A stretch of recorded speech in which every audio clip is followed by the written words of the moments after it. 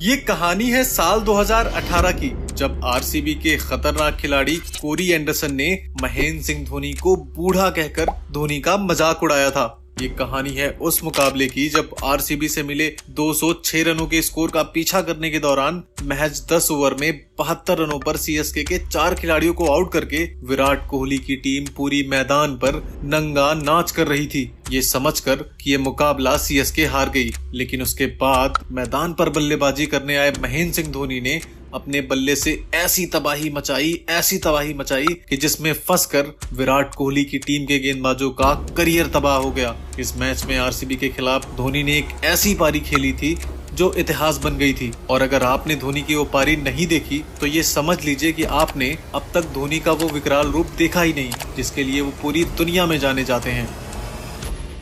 Match शुरू होता है और विराट कोहली टॉस जीतकर पहले बल्लेबाजी करने का फैसला करते हैं। टॉस जीतकर कोहली अपने मन में सीएसके को धूल चटाने की मंशा से ओपन करने आते हैं और विराट कोहली के साथ ओपन करने आते हैं क्विंटन डी कॉक। तो वहीं महेंद्र सिंह धोनी की टीम से गेंदबाजी में पारी का आगाज करते हैं दीपक चहर। और दीपक चहर के पहले ही ओवर में विराट कोहली ने चौका लगाकर पारी का आगाज किया। तो वहीं क्विंटन डी कॉक दूसरे ओवर में चेन्नई के गेंदबाजों पर कहर बनकर टूट पड़े और आरसीबी के स्कोर को 4 ओवर की समाप्ति तक 35 रन तक पहुंचा दिया। लेकिन जब आरसीबी का स्कोर 36 रन था, उसी समय सीएसके की तरफ से गेंदबाजी करने आए शार्दुल ठाकुर, और शार्दुल ठाकुर ने अपनी गेंदबाजी के चाल में आरसीबी की बड़ी मछली को फंसा लिया। जी हाँ, मैं बात कर रहा हूँ विराट कोहली की, जो जबरदस्त लय में दिख रहे थे। शार्दुल ठाकुर ने कोहली को दीपक चहर के हाथों कैच आउट करवाकर पवेलियन का रास्ता दिखाया। कोहली के आउट हो जाने के बाद सीएसके के क्रिकेट फैंस जश्न मना रहे थे, लेकिन सीएसके की टीम के साथ साथ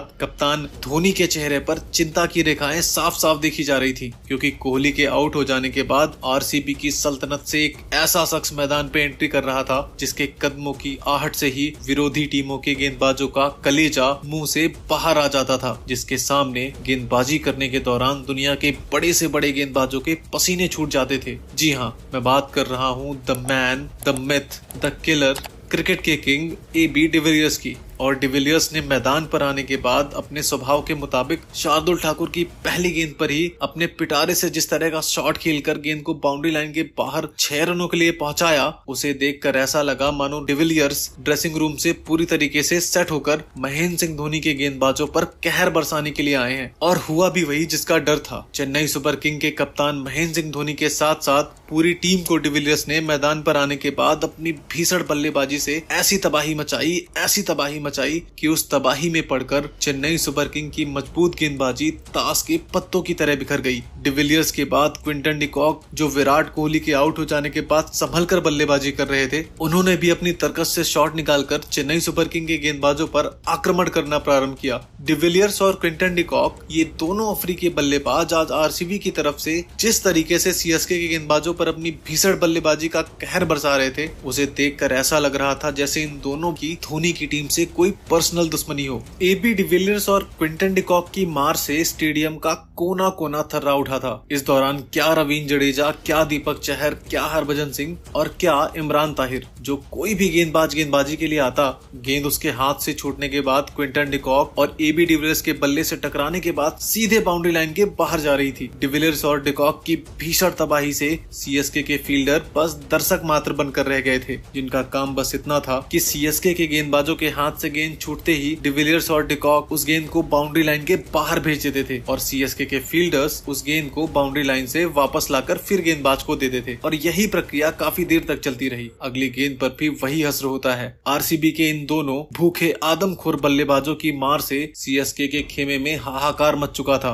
और इस दौरान इन दोनों के आगे ना तो महेंद्र सिंह धोनी की चालाकी काम कर रही थी और न ही हरभजन सिंह, रवींद्र जडेजा और इमरान ताहिर की फिरकी। सीएसके की तरफ से पारी का 11वां ओवर लेकर आए सीएसके के सबसे खतरनाक गेंदबाज इमरान ताहिर, और ताहिर के इस ओवर में डिविलियर्स ने बैक टू बैक 2 छक्के लगाए और एक छक्का तो स्टेडियम के बाहर जा गिरा। डिविलियर्स ने महज 22 गेंदों में अपना अर्धशतक पूरा किया। तो वहीं चेन्नई की तरफ से पारी का 12वां ओवर लेकर आए शेन वॉटसन की पहली गेंद पर डी कॉक ने गगनचुंबी लंबा छक्का लगाकर 30 गेंदों पर अपना अर्धशतक पूरा करके आरसीबी के स्कोर को 122 रनों के पार पहुंचा दिया था। अर्धशतक पूरा करने के बाद डिविलियर्स और भी खतरनाक हो गए और चेन्नई की तरफ से पारी का 13वां ओवर लेकर आए शार्दुल ठाकुर के ओवर में बैक टू बैक 2 छक्के ठोककर डिविलियर्स ने आरसीबी के स्कोर को 150 के पार पहुंचा दिया। लेकिन इसी बीच सीएसके की तरफ से पारी का 13वां ओवर लेकर आए ब्रेवो, और ब्रेवो ने अपनी स्लोअर गेंद पर क्विंटन डिकॉक को आउट करके धोनी को राहत की सांस दिलाई। डिकॉक ने आउट होने से पहले 29 गेंदों पर 63 रनों की तूफानी और दमदार पारी खेली थी। अगले ही ओवर में चेन्नई की तरफ से गेंदबाजी करने आए इमरान ताहिर की गेंद पर कैच आउट होकर पवेलियन जाने से पहले डिविलियर्स ने मात्र 26 गेंदों पर 8 छक्कों और 2 चौकों की मदद से तूफानी 68 रनों की पारी खेल दी थी और क्विंटन डिकॉक के साथ 115 रनों की पार्टनरशिप करके आरसीबी को मजबूत स्थिति में पहुंचा दिया था। डिकॉक के आउट हो जाने के बाद मैदान पर बल्लेबाजी करने आए कोरी एंडरसन और मनदीप सिंह, लेकिन इमरान ताहिर ने इसी ओवर में कोरी एंडरसन को भी कैच आउट करवाकर महेंद्र सिंह धोनी को राहत की सांस दिलाई। महज 10 रनों के अंदर आरसीबी के 3 खतरनाक खिलाड़ियों को आउट करके सीएसके के गेंदबाजों के साथ साथ महेंद्र सिंह धोनी भी जश्न मना रहे थे। उन्हें लगा कि डिविलियर्स और डिकॉक को आउट करने के बाद बला टल गई और वो आरसीबी को 170 या अधिक से अधिक 175 रनों के अंदर रोक लेंगे। लेकिन महेंद्र सिंह धोनी की सोच पर पलटवार किया मनदीप सिंह ने। एंडरसन के आउट हो जाने के बाद आरसीबी की तरफ से मैदान पर बल्लेबाजी करने आए डिगैन रोम के साथ मिलकर मनदीप ने महज 20 गेंदों पर 49 रनों की पार्टनरशिप की। इस दौरान खास करके मनदीप सिंह के बल्ले से निकलने वाला हर एक चौका और हर एक छक्का महेंद्र सिंह धोनी और उनकी टीम के गेंदबाजों को एबी डिविलियर्स के चौके और छक्के से ज्यादा तकलीफ दे रहे थे। मनदीप सिंह के तूफानी 15 गेंदों पर 32 रनों की पारी और मनदीप के आउट हो जाने के बाद मैदान पर बल्लेबाजी करने आए वाशिंगटन सुंदर के 4 गेंदों पर 14 रनों के आतिशबाजी वाली पारी की बदौलत विराट कोहली की टीम ने सीएसके के सामने इस मुकाबले को जीतने के लिए 206 रनों का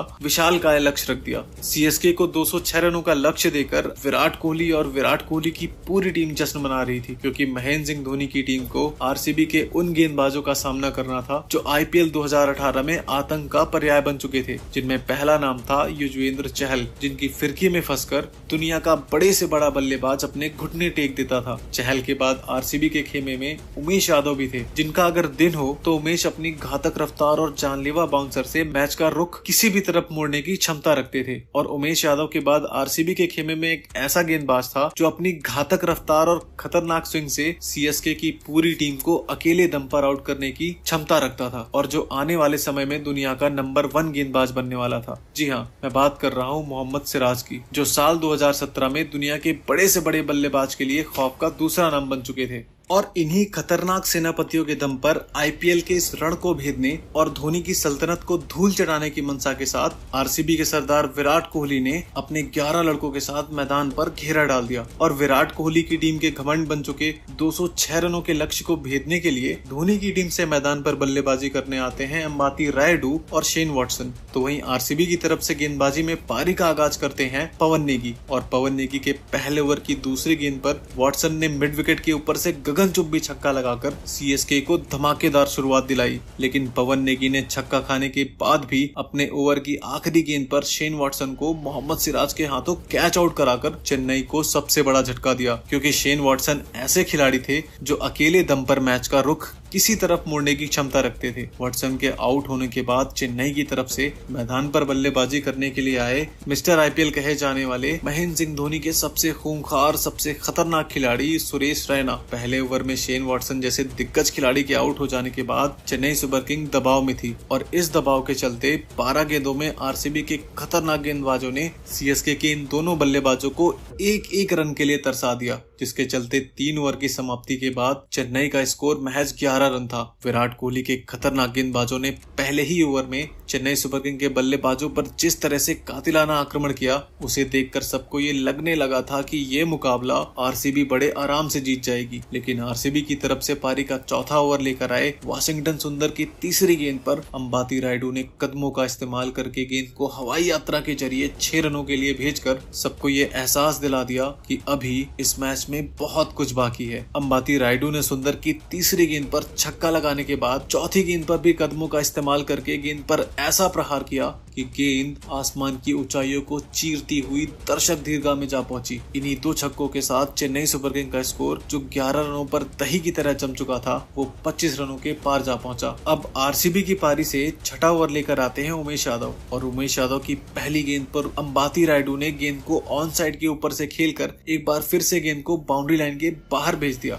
लेकिन अंबाती रायडू के हाथों छक्का खाने के बाद उमेश यादव ने जबरदस्त पलटवार किया और अपने ओवर की आखिरी गेंद पर सुरेश रैना को मनदीप सिंह के हाथों कैच आउट कराकर पवेलियन का रास्ता दिखाया। फिर उमेश यादव ने सीएसके को बड़ा झटका दिया मिस्टर आईपीएल को आउट करके। सुरेश रैना के आउट हो जाने के बाद सीएसके की तरफ से मैदान पर बल्लेबाजी करने आए सैम बिलिंग और बिलिंग ने पारी का आगाज चौके के साथ किया, लेकिन आरसीबी की तरफ से पारी का 7वां ओवर लेकर आए आरसीबी के सबसे चतुर चालाक गेंदबाज यजुवेंद्र चहल, और चहल ने अपनी फिरकी की चाल में बिलिंग को फंसाकर स्टंप आउट करा दिया। सैम बिलिंग के आउट हो जाने के बाद सीएसके की तरफ से मैदान पर बल्लेबाजी करने आए रवींद्र जडेजा, लेकिन चतुर चालाक चहल ने रवींद्र जडेजा को बोल्ड करके back to back Chennai super king को 2 बड़े झटके देकर बैक फुट पर लाकर खड़ा कर दिया। 10 ओवर की समाप्ति पर महज 74 रनों के निजी स्कोर पर सीएसके के 4 महारथी आउट होकर पवेलियन जा चुके थे। महज 74 रनों पर सीएसके के 4 खिलाड़ियों के आउट हो जाने के बाद अब पूरी दुनिया ने मान लिया था कि सीएसके अब कहां भला अगले 10 ओवर में 132 रन बना पाएगी। जी हां,